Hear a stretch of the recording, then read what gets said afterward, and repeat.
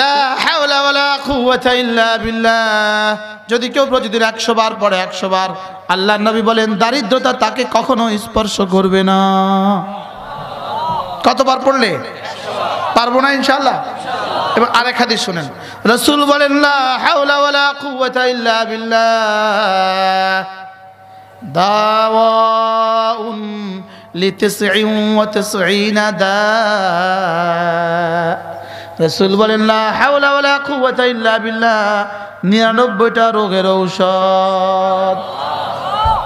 বলেন 99টা রোগের ঔষধ কি? অভাব মুক্তির চাবি, অভাব মুক্তির তাবিজ। ইস, এটা দেওয়ার আগে তা কন্টাকে আসা উচিত ছিল, ভুলেই গেছে। কি এটা চান্স ছিল না যে কে কে একটা তাবিজ দিবেন, অভাব মুক্তির তাবিজ।